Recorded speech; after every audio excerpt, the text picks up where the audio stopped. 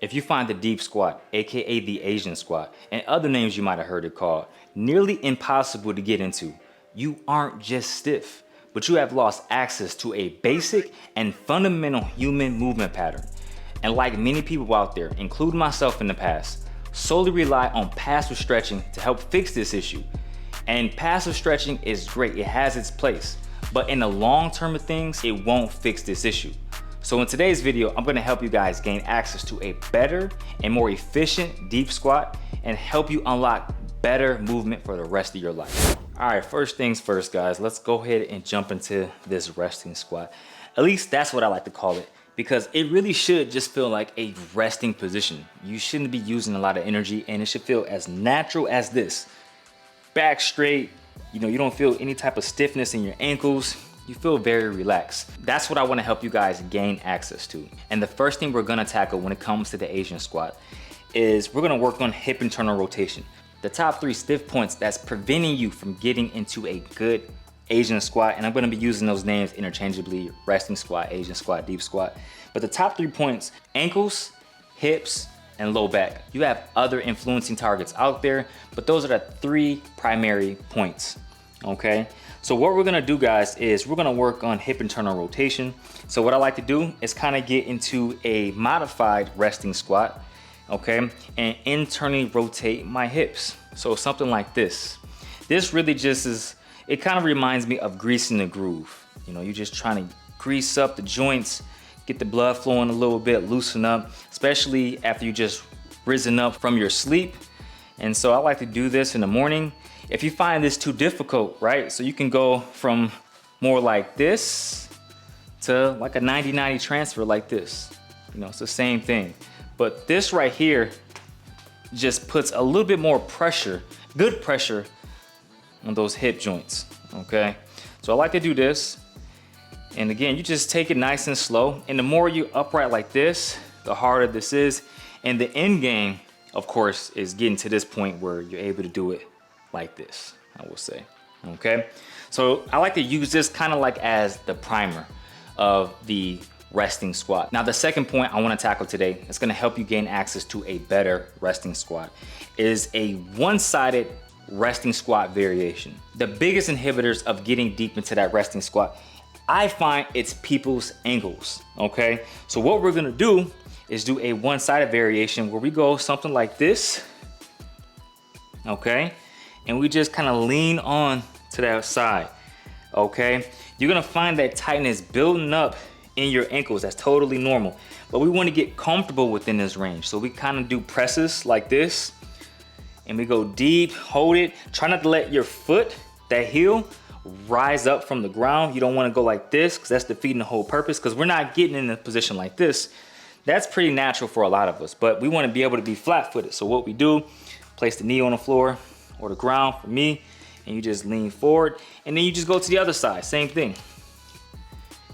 And for me, my right side is easier, okay?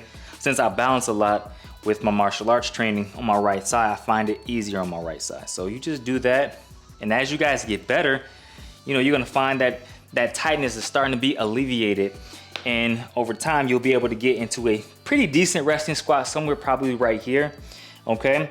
But again, the ultimate aim is to get deep like this and just be able to be comfortable. Moving on to the third exercise, which is probably the best. That's gonna be an assisted resting squat. Yoga blocks work great.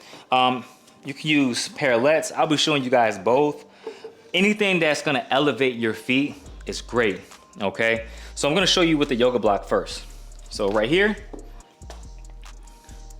we're like this, okay?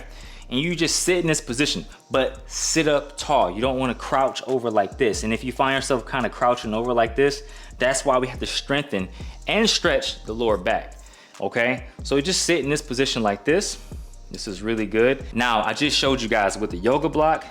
We're gonna come back to it. I'm gonna show you now with the parallettes. So, with the parallette, guys, what you gotta do is elevate your heels. Now you're gonna find yourself, this feels good, right? You should find that it's much easier to get into that resting squat. You don't feel a ton of tension on your ankles. And over time, you know, as you get better and more proficient with this, we want to be able to lower this, okay? So basically, I don't have a lower parallel handy, but I'm gonna use something like this. So I got better with that. I've been using that for the last couple of weeks. Now, we go right here. Same thing. You're gonna feel more tension, just a little bit more, because you're not used to being this low. And you're gonna find yourself kind of maybe crouching over, but again, with practice, this is a skill as well. You're gonna get better and better, okay? So this is a great way to really alleviate the tightness in your ankles. Again, you just wanna make sure you guys sit up straight as much as possible. And then from here, right guys, what we can do is do presses. This is the next tip I have for you guys. This, along with the different elevations, changes the game, okay? So what you're gonna do, you're gonna get into that deep resting squat with elevation, of course, and you're just gonna press up, okay? So you can press all the way up, or you could do like little minor presses, okay, like that. So again, I'm gonna show you, that's with the boxing pads. We could do it like this, right? And just press up, okay? And over time, it gets easier and easier. So pretend I went from this to this. Now I'm right here, and maybe I can fall back where I can go like this and stand up, okay? So I did use this method a little bit, but the big one I used was this. I was using a yoga block all of the time because there was a point in my life where I couldn't do the resting squat. Like, it sucked to get deep into that position. Now it's like I wake up and I just get in that position. So right here, this is what I used to do all of the time. Like, I would do this probably every day. Some days more intense than others, but what you do, get like this, okay? You sit on something, and all you do, you kind of use momentum, okay? Because ideally you want to be able to just do this, but it's going to be hard at first, you know? So you're going to use momentum, and you're going to go like, you're probably going to look more like this, and then come up like that. Totally normal, but we also can do this too. So grab a weight. I got this kettlebell, and this helps to counteract wanting to go backwards. So having a weight like this allows you to kind of shift forward. So like this, and then you press up, okay? Now I also want to mention this. Okay, so when you're on that yoga block, internally rotate your hips. Okay, so internally rotate, allow yourself to shift forward more towards your toes. Think about that. And you press up.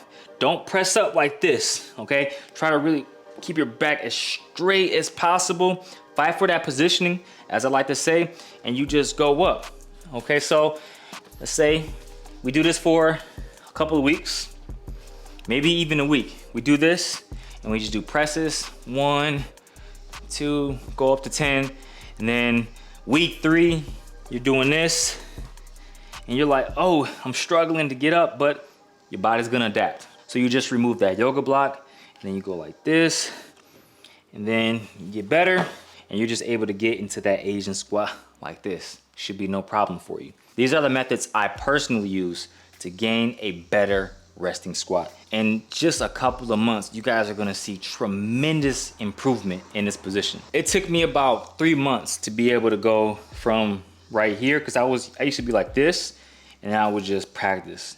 And over time, I'm able to do this, and then right here, just able to rise up without no problem. So just make sure you guys work on improving hip internal rotation, the resting squat hip internal rotations, or you can use 90-90 transfers. Then you go into the one-sided resting squat variation to gain better movement in your ankles. And then that's when you go into the assisted resting squat, and then you do the presses out of that. And then you're gonna find yourself being able to hold this position like it's nothing for you. That's what I want you guys to be able to have access to. And it's gonna help you get better movement for the rest of your life. Y'all know what to do if y'all enjoyed today's video. Make sure you guys smash that like button, and most importantly, make sure you guys are properly subscribed. I'll see y'all next video. Peace and mad love as always, and nah, shade, boom, we out, baby.